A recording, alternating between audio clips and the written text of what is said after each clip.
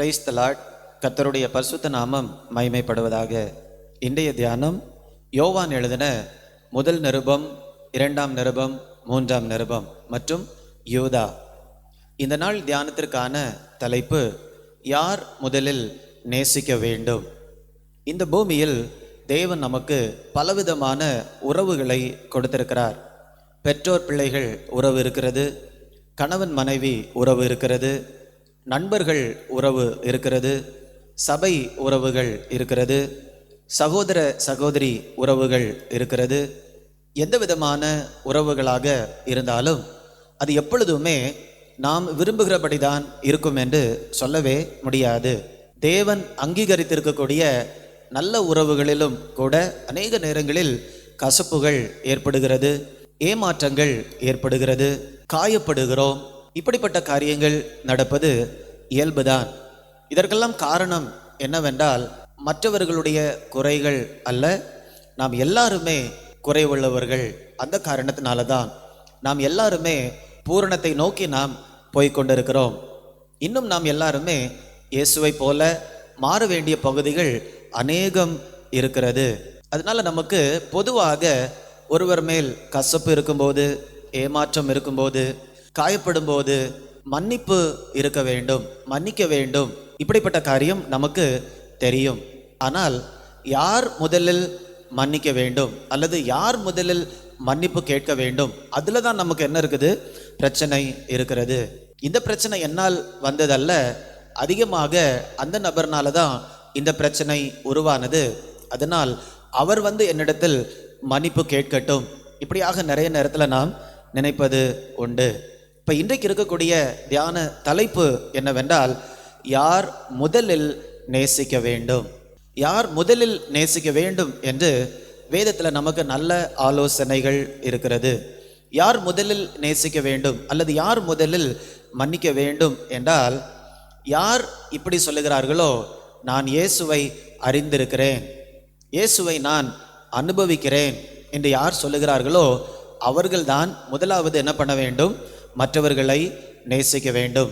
அவர்கள்தான் மற்றவர்களை முதலாவதாக மன்னிக்க வேண்டும் அல்லது இந்த காரியங்களை அவர்கள்தான் ஆரம்பிக்க வேண்டும். ஒருவேளை ஒரு வீட்டில் 2 பேர் ரட்சிக்கப்பட்டவர்கள் இருக்கலாம். அதில் யார் நான் அதிகமாக ஆண்டவருக்குள்ளாக வளர்ந்து கொண்டிருக்கிறேன் என்று நினைக்கிறார்களோ அவர்கள்தான் என்ன செய்ய வேண்டும், அந்த முதல் அடியை எடுத்து வைக்க வேண்டும். ரோமர் 15ஆம் அதிகாரம் 1ஆம் வசனத்தை வாசிக்கும் போது, அன்றியும் பலம் உள்ளவர்களாகிய நாம் நமக்கே பிரியமாய் நடவாமல் பலவீனருடைய பலவீனங்களை தாங்க வேண்டும். இப்போ பலம் உள்ளவர்கள் என்று சொல்லும்போது, ஆவிக்குரிய வாழ்க்கையில் யார் முன்னேறி போய் கொண்டிருக்கிறார்களோ அவர்கள்தான் அந்த முதல் அடியை எடுத்து வைக்க வேண்டும். அவர்கள் தாமதிக்க கூடாது. இப்போ உண்மையான அன்பு என்று சொல்லுவது அது மௌனத்தை உடைக்கும். உறவுகளுக்கிடையே பிரச்சனைகள் வரும்போது, கசப்புகள் அல்லது பிரிவினைகள் வரும்போது அந்த இடத்துல என்ன இருக்கும், மௌனம் இருக்கும் அல்லது அமைதி இருக்கும். இந்த அமைதியை யாரால் தான் உடைக்க முடியும் என்றால், யார் இப்படி சொல்லுகிறார்களோ, நான் இயேசுவை அனுபவித்திருக்கிறேன், நான் இயேசுவை அறிந்திருக்கிறேன், இப்படி யார் சொல்லுகிறார்களோ அவர்களால் தான் என்ன பண்ண முடியும், அந்த அமைதியை உடைக்க முடியும். ஏனென்றால் அவர்கள்தான் இயேசுவின் அன்பை பெற்றிருக்கிறார்கள். 1 யோவான் 4ஆம் அதிகாரம் 10ஆம் வசனத்தினுடைய முதல் பகுதியை நான் வாசிக்கிறேன். நாம் தேவனிடத்தில் அன்பு கூர்ந்ததினால் அல்ல, அவர் நம்மிடத்தில் அன்பு கூர்ந்து. இப்போ நாம் தேவனிடத்தில் அன்பு கூர்ந்ததினால் அல்ல, அவர் நம்மிடத்தில் அன்பு கூர்ந்ததினால் என்று நாம் பார்க்கிறோம். அதைத் தொடர்ந்து நாம் 19ஆம் வசனத்தை வாசிக்கும் போது, அவர் முந்தி நம்மிடத்தில் அன்பு கூர்ந்தபடியால் நாமும் அவரிடத்தில் அன்பு கூறுகிறோம். அவர் முந்தி நம்மிடத்தில் என்ன பண்ணுகிறார், அன்பு கூர்ந்திருக்கிறார். He first loved us. அவர் முதலாவது நம்மை நேசித்திருக்கிறார். இயேசுவை நாம் தேடவே இல்லை, ரட்சிப்பு நமக்கு வேண்டும் என்று நாம் அதை விரும்பவே இல்லை. நம்ம எல்லாரும் பாவம் செய்து கெட்டு போனவர்களாக காணப்பட்ட நேரத்தில் அவர் இந்த அன்பின் கிரியையை அவர் துவங்கினார். அதனால தான் ரோமர் 5ஆம் அதிகாரத்தில் நாம் படிக்கும்போது, நாம் பாவிகளாக இருக்கையிலேயே, நாம் பலனற்றவர்களாக இருக்கையிலேயே அவருக்கு சத்துருக்களாக இருக்கையிலேயே இயேசு நமக்காக சிலுவையில் மரித்தார். அப்படி என்றால் இந்த அன்பின் கிரியையை அவர்தான் ஆரம்பித்தார். இன்றைக்கு உறவுகளுக்கிடையே இருக்கக்கூடிய ஒரு பெரிய சவால் என்னவென்றால், யார் ஆரம்பிப்பார்கள்? இந்த மௌனத்தை யார் உடைப்பார்கள்? இப்போ யாரால தான் உடைக்க முடியும்? இயேசுவின் அன்பை பெற்றுக்கொண்டவர்களால் மட்டும்தான், அல்லது அதிகமாக நான் இயேசுக்குள்ளால இருக்கிறேன் என்று சொல்லுகிறவர்களால் தான் இந்த அமைதி நிலையை உடைக்க முடியும். இயேசுடைய வாழ்க்கை இதற்கு ஒரு மாதிரி. யோவான் 13ஆம் அதிகாரம் 1ஆம் வசனத்தை பார்க்கும்போது, தம்முடையவர்களிடத்தில் அன்பு கூர்ந்தபடியே முடிவு பரியந்தமும் அவர்களிடத்தில் அன்பு வைத்தார். இயேசு அவருடைய சீஷர்களை ஆரம்பத்திலிருந்து அவர் நேசித்து கொண்டிருக்கிறார். ஆனால் வசனம் சொல்லுகிறது, முடிவு பரியந்தம் அவர்களை நேசித்தார், அன்பு வைத்தார். இந்த வசனம் 13ஆம் அதிகாரத்தில் இருக்கிறது. அந்த நேரத்தில் என்ன நடந்தது? யூதாஸ் இயேசுவை காட்டி கொடுப்பதற்கான முயற்சிகளை எடுத்து கொண்டிருந்த நேரம். ஆனால் வசனம் சொல்லுகிறது, அவர் நேசித்தவர்களை கடைசி வரைக்கும் அவர் நேசித்தார் என்று நாம் பார்க்கிறோம்.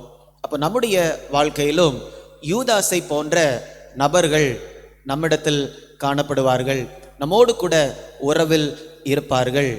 ஒருவர் இப்படியாக சொல்லியிருந்தார், கிறிஸ்தவ வாழ்க்கை இயேசுவை நேசிப்பது மட்டும் அல்ல, யூதாசை நேசிப்பதும் கூட. இதுதான் இயேசு யோவான் 13ஆம் அதிகாரம் 1ஆம் வசனத்தில் அவர் நமக்கு வாழ்ந்து காட்டியிருக்கிறார். இப்போ நம்முடைய உறவுகளில் யூதாசை போல கூட இருந்துட்டே நமக்கு சத்துருக்களாக ஒரு சிலர் இருப்பார்கள். அவர்களை யார் நேசிக்க வேண்டும்? யார் நான் இயேசுவை அனுபவிக்கிறேன் என்று சொல்லுகிறார்களோ அவர்கள் தான் என்ன பண்ண முடியும்? நேசிக்க முடியும். யூதாஸ் என்னை நேசிக்கட்டும் என்று நம்ம என்ன பண்ண முடியாது? உட்கார்ந்து இருக்க முடியாது. இரண்டாவதாக, நம்முடைய வாழ்க்கையில கடினமான நபர்களை ஆண்டவர் அனுமதித்திருப்பார், அல்லது நம்முடைய சுபாவத்தை காட்டிலும் வித்தியாசமான சுபாவத்தை உடைய நபர்கள். வேதத்தில் நாம் பார்க்கிறோம், மார்த்தாள், மரியாள், இந்த 2 பேருடைய சுபாவங்கள், விருப்பங்கள் வித்தியாசமானதாக காணப்பட்டது. ஒருவர் அமைதியாக தேவனுடைய பாதத்தில் இருக்க வேண்டும் என்று விருப்பப்பட்டார். இன்னொருவர் எல்லா வேலைகளையும் செய்ய வேண்டும் என்று பரபரப்பாக காணப்பட்டார். இப்படிப்பட்ட 2 சுபாவங்களை உடைய இருவரை ஆண்டவர் சேர்த்து சகோதரிகளாக கொண்டு வருகிறார். இப்போ நம்முடைய உறவுகளிலும், அது மட்டுமல்ல நெருக்கமான உறவுகளிலும் இப்படிப்பட்ட வித்தியாசமான பர்சனாலிட்டி, சுபாவங்கள் உடையவர்கள் இருப்பார்கள். அப்படிப்பட்டவர்களை யார் முதலில் நேசிப்பது? யார் நான் இயேசுவை அறிந்திருக்கிறேன் என்று சொல்லுகிறார்களோ அவர்கள்தான் நேசிக்க முடியும். முதலாவதாக, இது மாதிரி நமக்கு விரோதமாக ஒரு சில காரியங்களை செய்து கொண்டிருப்பார்கள். நம்முடைய வீழ்ச்சியை கூட குறிவைத்து ஒரு சில காரியங்களை செய்வார்கள். நாம் முன்னேறிவிடக்கூடாது என்று சொல்லி நமக்கு விரோதமாக கூட ஒரு சிலர் பேசலாம். ஆனால் வேதம் சொல்லுகிறது, இந்த இடத்தில் யார் முந்தி நேசிக்க முடியும்? Who can love first?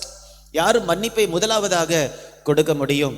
யார் முதலில் நேசிக்க முடியும் என்று பார்க்கும்போது, யார் நான் ஆவிக்குரிய வாழ்க்கையில் முதிர்ச்சி அடைந்து கொண்டிருக்கிறேன் என்று யார் சொல்லுகிறார்களோ அவர்களால் மட்டும்தான் இந்த காரியத்தை செய்ய முடியும்.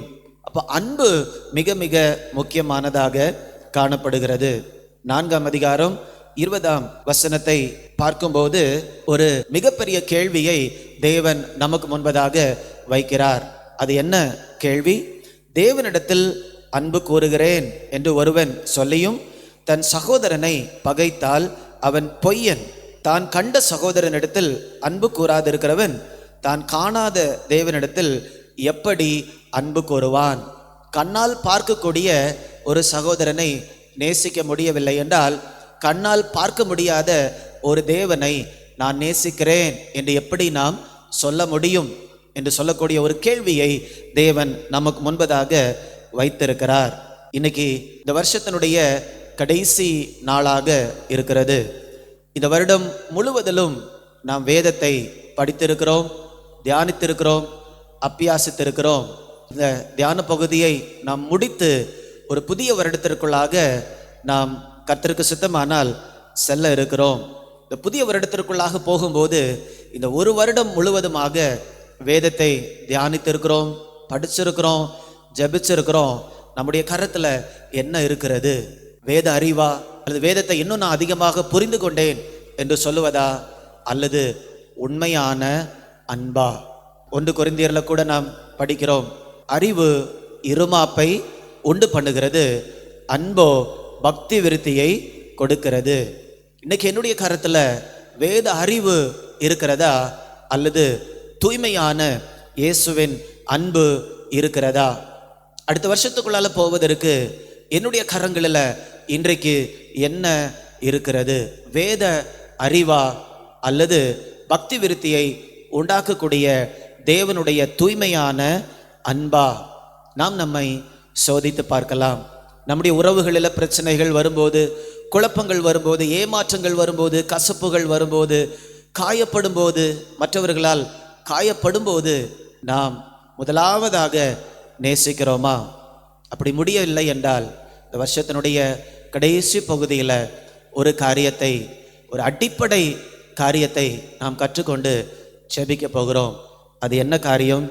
இயேசுவின் அன்பை நான் பெற்றுக்கொள்ளும் போதுதான் மற்றவர்களை நேசிக்க முடியும். கிறிஸ்தவம் என்று சொல்லுவது ஏதோ ஒரு சில சடங்குகளை, மார்க்க காரியங்களை செய்து கொண்டு இருப்பது அல்ல. இயேசுவின் அன்பை பெற்றுக்கொண்டு இருதயத்தில் ஒரு மாற்றத்தை அனுபவிப்பது.